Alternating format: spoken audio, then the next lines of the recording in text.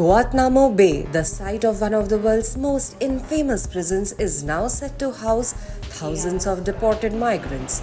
US President Trump has ordered the expansion of a migrant detention facility at the US naval base in Cuba. The plan? To detain up to 30,000 criminal migrants. The decision is already sparking global backlash.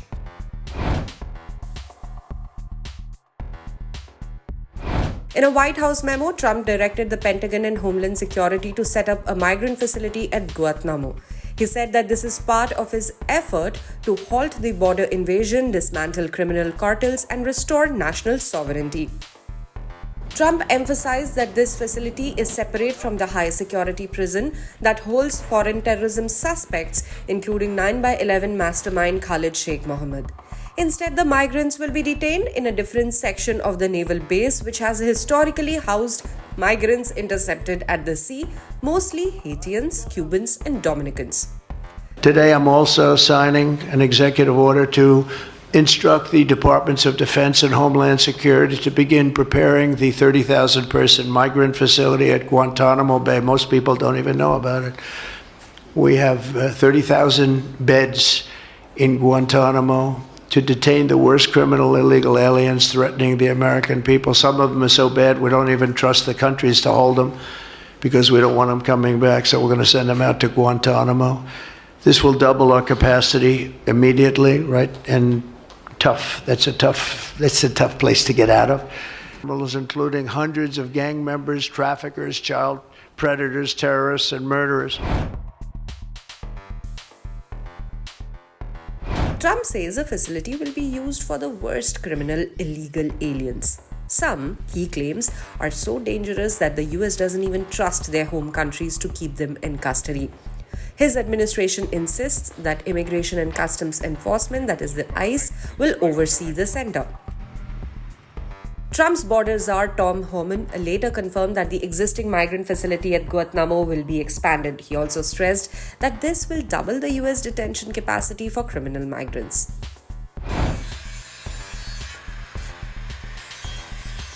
Homeland Security Secretary Kristi Noem says that the administration is working with Congress to determine funding. However, Trump has already signed a memorandum calling for additional detention space at the expanded facility. The Guantánamo Detention Center was originally set up in 2002 under President George W. Bush to hold foreign militant suspects after 9/11. Today, only 15 detainees remain there. Trump's Democratic predecessors, be it Barack Obama or Joe Biden, attempted to close the prison but were only able to reduce the number of inmates. Trump, however, has vowed to keep it open. The prison has long been criticized by human rights groups for indefinite detention, harsh interrogation tactics, and conditions that some say amount to torture. Cuban President Miguel Díaz-Canel has condemned Trump's plan, calling it as an act of brutality.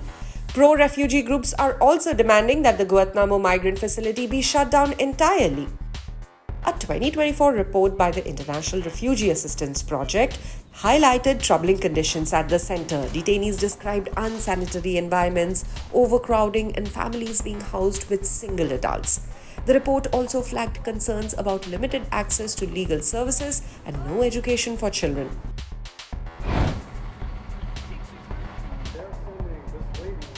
This isn't the only major immigration move from Trump.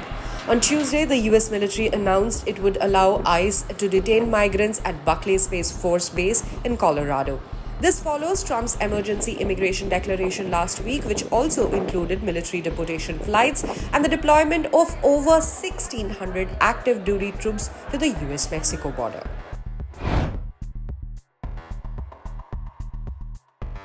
So what's next? As the plan moves forward, expect legal battles, protests, and international scrutiny. Is this a strong move to secure America's borders, or a dangerous policy that could violate human rights? For more updates on this, stay tuned to the official YouTube channel of the Indian Express.